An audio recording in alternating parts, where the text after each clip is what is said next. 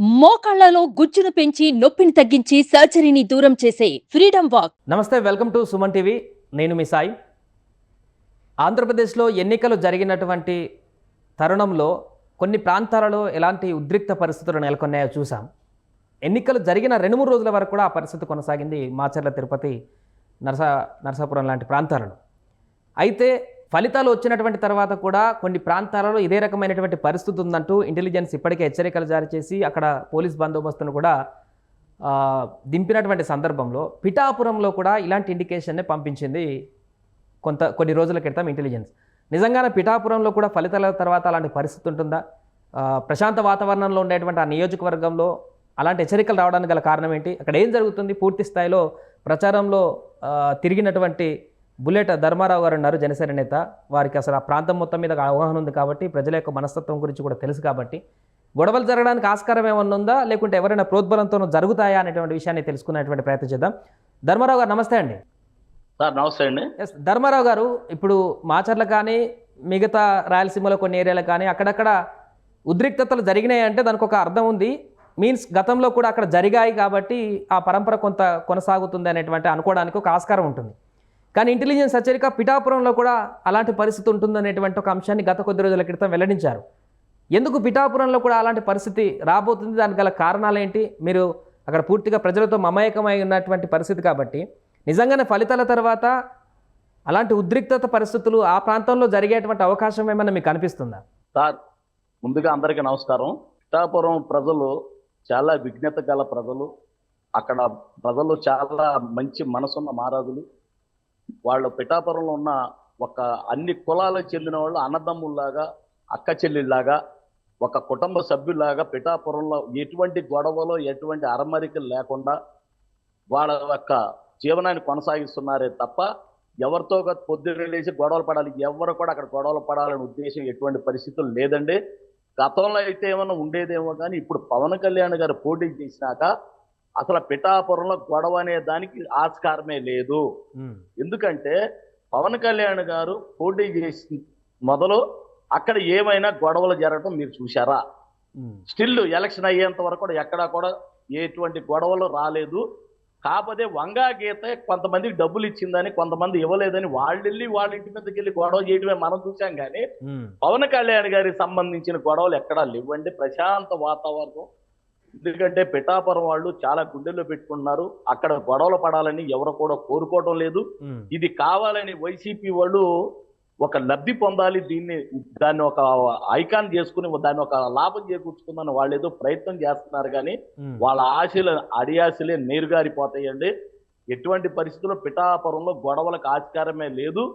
అందరూ కూడా అన్నదమ్ముల్లాగా ఉండి ఐక్యమత్యంగా ఉండి తప్పకుండా పవన్ కళ్యాణ్ గారికి అండగా నిలబడ్డారు, సపోర్ట్గా నిలబడ్డారు. కాబట్టి పిఠాపురంలో గొడవలు అనేది ఎటువంటి పరిస్థితులు లేవండి.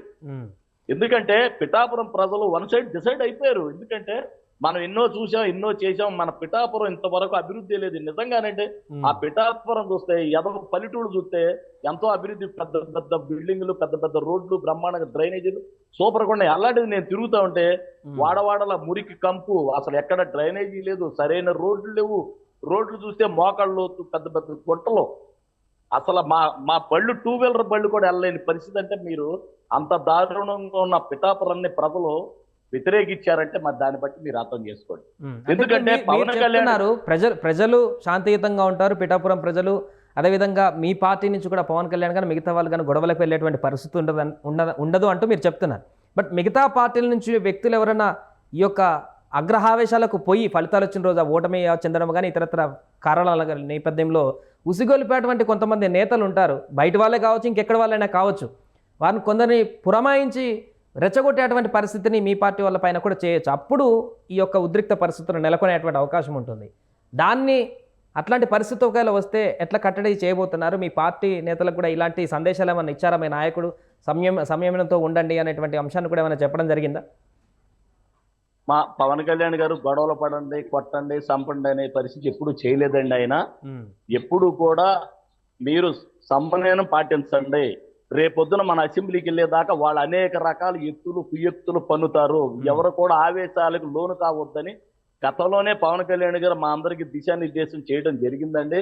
కానీ తొందరపాటు పడి పవన్ కళ్యాణ్ గారు చెప్పారు కదని ఇక్కడ చేతులు కొడుక్కుని గాజులు దొడుక్కుని కూడా జన సైనికులు కానీ రంగా గారి అభిమానులు కానీ పవన్ కళ్యాణ్ అభిమానులు ఎవరు కూడా ఖాళీగా కూర్చోరండి.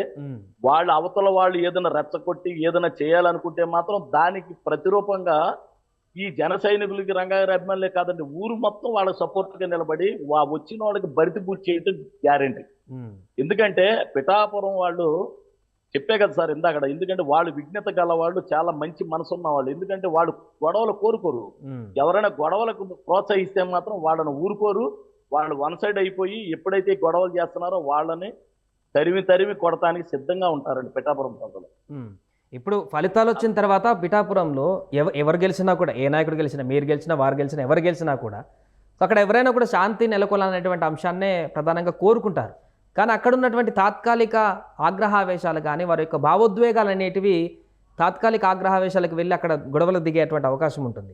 ఆ సందర్భంలో నాయకులు చేసేటువంటి దిశానిర్దేశం అనేది కార్యకర్తలకి కీ రోల్ని పోషిస్తుంటటువంటి సందర్భం ఉంటుంది. ఆ సిచ్యువేషన్లో మీరేం చేయబోతున్నారు, మీ పాత్ర ఎలా ఉండబోతుంది అనేది ఇక్కడ ప్రధానమైనటువంటి అంశం. సార్ వాళ్ళు ఎంత రెచ్చగొట్టినా మేము రెచ్చిపోయే పరిస్థితి ఏమాత్రం ఉండదు. మేము సమన్వయం పాటిస్తాం. మా గెలుపు అనంతరం మా పవన్ కళ్యాణ్ గారు అసెంబ్లీ గేటు బద్దలు కొట్టి జగన్మోహన్ రెడ్డి గుండెల్లో నిద్రపోతాను శపథం చేశాడు.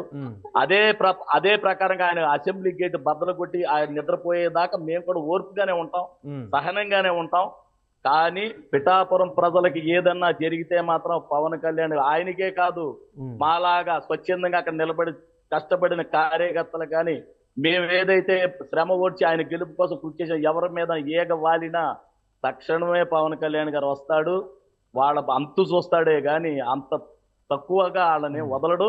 కానీ పిఠాపురం ప్రజలు కూడా అంత అవకాశం ఇవ్వరండి. ఎందుకంటే వాళ్ళు కూడా విజ్ఞతతోనే మనం గెలుస్తాం కాబట్టి వాళ్ళు ఎన్ని కుయోక్తులు చేసినా మనం తిరిగి కొట్టడానికి సిద్ధంగా ఉండాలని అక్కడ పిఠాపురంలో ఉన్న జన సైనికులు కానీ రంగా గారి అభిమానులు అందరూ కూడా సిద్ధంగానే ఉన్నారు.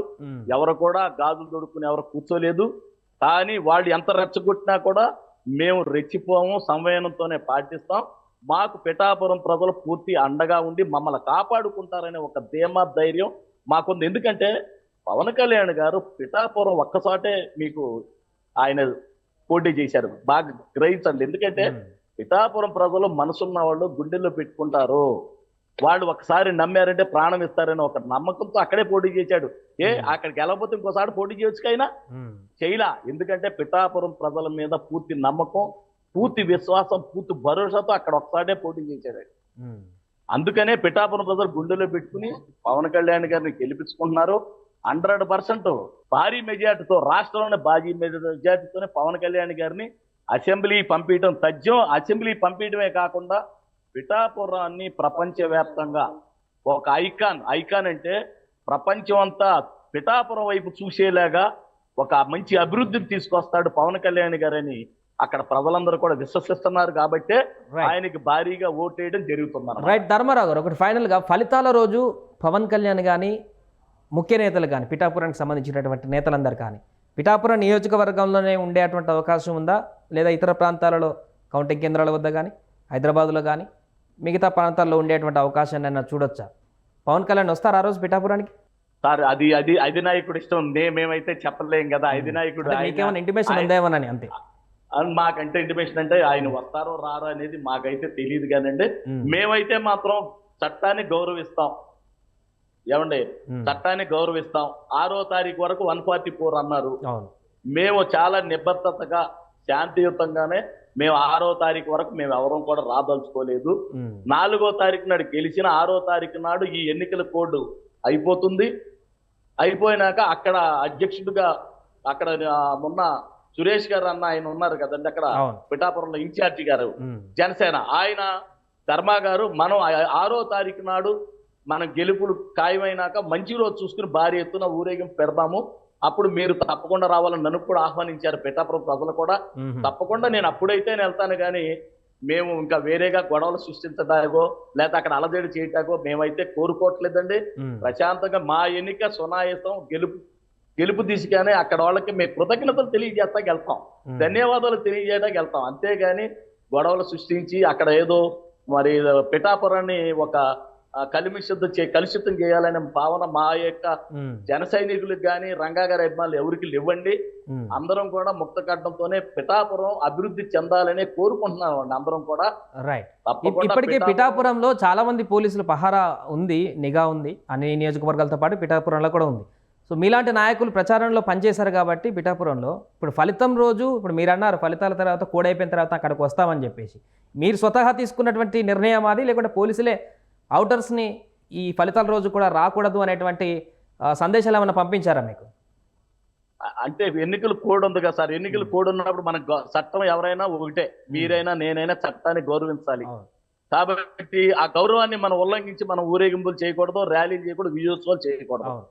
కాబట్టి మేమే వద్దులే అని ఆ కోడుని మేము ఉమ్, ఆగి కోడ్ తర్వాత మా యొక్క అధినాయకుడు ఆదేశాల ప్రకారం అక్కడ ఇన్ఛార్జి గారును అక్కడ ఉన్న జన సైనికులు పిఠాపురంలో ఉన్న ప్రజలందరూ కూడా తీసుకున్న నిర్ణయానికి మమ్మల్ని ఆహ్వానించిన రోజున మేము వెళ్ళి, ఎందుకంటే మేము అక్కడ 6 రోజులు వాళ్ళ కుటుంబ సభ్యుడిగా మమ్మల్ని చూశారండి. మమ్మల్ని ఉమ్, ప్రతి ఇంట్లోకి మమ్మల్ని రండి భోజనానికి అని అందరూ కూడా చాలా ఆప్యాయంగా వాళ్ళ మర్యాదలు నిజంగా సార్ తూర్పుగోదావరి జిల్లా పిఠాపురం ప్రజల మర్యాదలను ఎప్పుడు కూడా చూడలేము సాయి గారు. ఉమ్.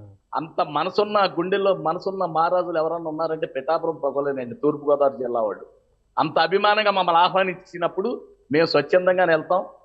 మేము స్వచ్ఛందంగానే వెళ్ళి నా యొక్క ఆ రోజున ఎవరైతే తిరిగామో నా కమిటీ మిత్రులు అందరితో కలిపి వెళ్ళి ఆ 50 మంది అవునే 200 మందితోనే వెళ్ళి అక్కడ విజయోత్సవ ర్యాలీలో పాల్గొని అందరికి కూడా ధన్యవాదాలు కృతజ్ఞతలు తెలియజేసి వస్తాము.